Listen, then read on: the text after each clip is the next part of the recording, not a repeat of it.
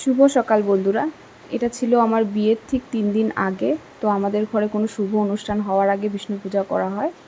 অনেকের ঘরে কালী পূজা হয়, অনেকের ঘরে শুনেছি, কিন্তু কী পূজা হয় আমাকে কমেন্ট করে জানিও। বাট আমাদের ঘরে বিষ্ণু পূজা হয়েছিল বিয়ের ঠিক 3 দিন আগে। তো ঠাকুরমশাই এখানে এসে বিষ্ণু পূজা করেছে। তারপর শুরু হয়েছিল আমার সে হলদি কুটাটা। তো আমি মানে অনেকটা টুকরো টুকরো করে আছে আমার কাছে ক্লিপ, যেটা সব নিই। তারপর এর জন্য তোমাদের সাথে প্রায় একভাবে শেয়ার করতে পারছি না, যেটুকু আছে আমি তোমাদের সাথে দেখাচ্ছি। এখানে হচ্ছিল বৃদ্ধির শ্রাদ্ধ, যেটা বিয়ের সকালে হয়।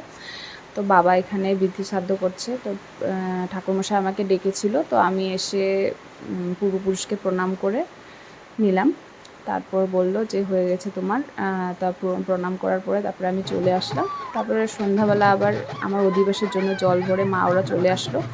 পাড়ার এখানে অনেক মানুষ ছিল আমার জল ভরাতে।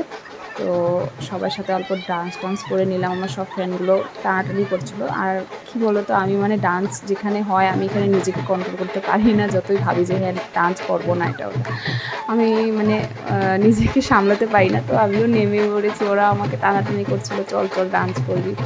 তো আমাকে নিয়ে চলে গেছিলো মিডলে। তো আমি এখানে গিয়ে ওদের সাথে একটু যোগদান করলাম। খুব মজা লাগছিল। সব ফ্রেন্ডরা ছিল, বোনেরা ছিল, রিলেটিভসরা ছিল, আরও পাড়ার সবাই ছিল। আমার বিয়েতে সবাই বলে, এখনও আমি আসলে বলে যে খুব মজা করেছি। তো ছোট ক্লিপ ছিল, আমি তোমাদের সাথে শেয়ার করছি। আরও আছে ক্লিপ, তোমরা যদি দেখতে চাও আমি আবার শেয়ার করব।